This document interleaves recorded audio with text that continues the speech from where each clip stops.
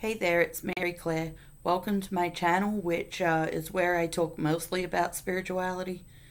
And before we get started, I write two Substack publications, Altars and Altars, which is about humanity and spirituality as someone with dissociative identity disorder who suffered satanic ritual abuse.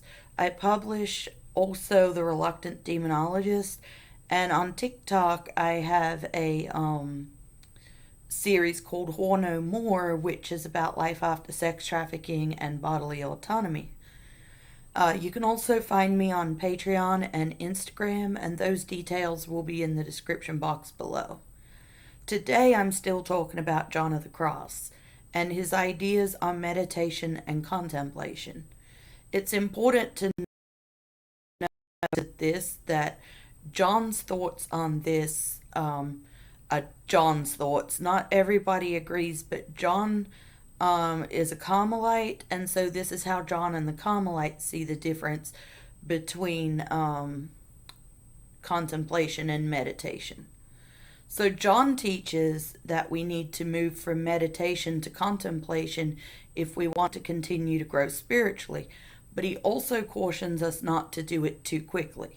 He instructs spiritual directors to try to move people from meditation to contemplation. Meditation should be used in the passive night of the senses, but by the time we get to the dark night, it's time to shift to contemplation. Meditation is an active kind of prayer where we meet with God and we have the comfort of getting something back. It's essentially a beginner stage of prayer, and it involves intellectual efforts to understand God. It makes us feel fulfilled. Contemplation, however, is different. It's good and necessary to be engaged in meditation, but eventually when we're ready, we've got to move past it into contemplation. Now, contemplation can be hard because feelings are irrelevant and we have to show up and do it anyway.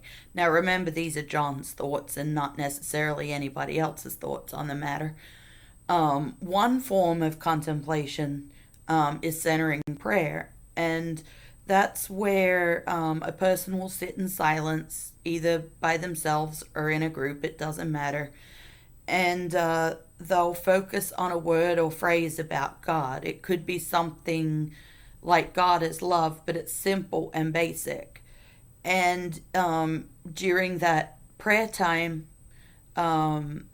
you say that over and over again, and you also, the harder part of centering prayer is that the person refocuses their thoughts and puts out of their mind any thought that isn't the phrase or word they are focusing on. So if my phrase was God is love, I would keep saying God is love, God is love.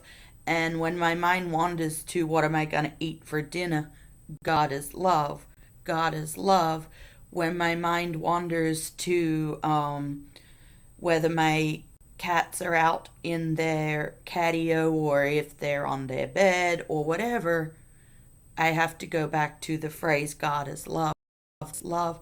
When one of my kids is hollering at one of the other kids, God is love, God is love, and you have to put the other things out of your mind. So I have done plenty of centering prayer in my time, and it's always worth doing, even though it's hard.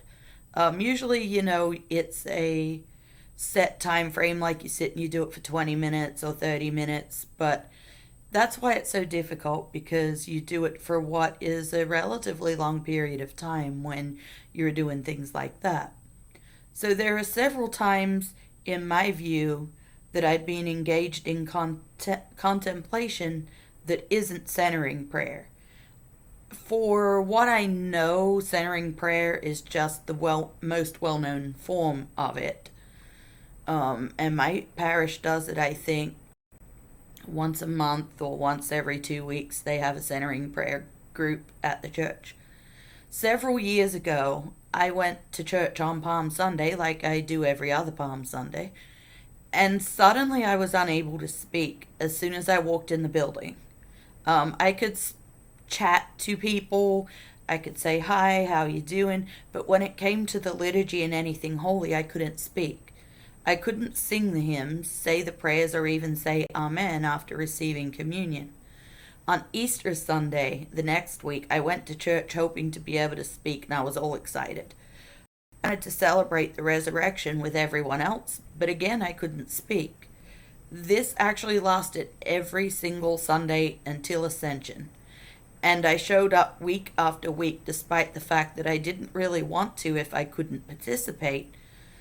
I was upset that I wasn't able to participate, but I knew that my feelings weren't really relevant to what I needed to do, and it ended up later being a beneficial experience, but I didn't know that at the time. I'm not sure if John would consider this contemplation, but at this point, on this particular one, I don't care what John thinks, but I hope that he would see it that way too. He's just kind of rigid sometimes. Many times, I don't feel worthy to be in the presence of Jesus in the Mass, but I go to church anyway. Again, my feelings aren't relevant to whether I should be there or not, and so I go. The right thing to do is to show up. One could argue that this is meditation and not contemplation because I get something out of it, but it doesn't always make me feel better. There are a lot of times in church where the thing that has made me feel unworthy is something that I think about during the general confession of sin, and then when the priest goes to pronounce absolution, I cannot hear it, no matter how much I try. I know that he said the words, but I can't hear them. And so sometimes I take communion and I don't feel anything better or not, but I know it was good for me to go to church. So then we go to another example is Mother Teresa. She spent a lot of time in prayer and she didn't get any consolation really for over 50 years. She kept doing it because she knew that she should. Most people do not know this about her because they see her as some kind of holy woman who was close to God. They don't see the things that she went through in prayer. She ended up accepting it as entering into the suffering of Christ in the Garden of Gethsemane, but I'm going to discuss that more when I get to the video about redemptive suffering. You can hear that. That is my cat Chonkers, who is upset that I am filming in this room and she's stuck on the other side of the door in the other room. And I am not going to re-record. I am just going to go pick her up as soon as the video's done. There is one thing that I believe can be both meditative and contemplative, at least it is for me, and that thing is the rosary. Sometimes I am able to meditate on it. Sometimes I even get visions of the mystery I'm on. And sometimes I get absolutely nothing at all, and it's hard for me to get through it. There's days that I just, yeah, I'll pick my rosary up and I'll pray it because I should, but there's nothing there. I don't feel anything, but I pray it anyway. So, really, when those times are going to be, really, it's then that basically God gets to choose what happens, right? So, I just have to let God choose what happens there. And if I would have quit praying when it gets hard, I think that would be um, quit praying when it gets hard and when I don't feel anything. For me would be spiritual unaliving. And since this video is going on YouTube, I can't use the actual word for unaliving, which is ridiculous, but YouTube and they've got their stuff. I suspect that it may have been the same for Mother Teresa, and she knew that. The important thing is she kept showing up.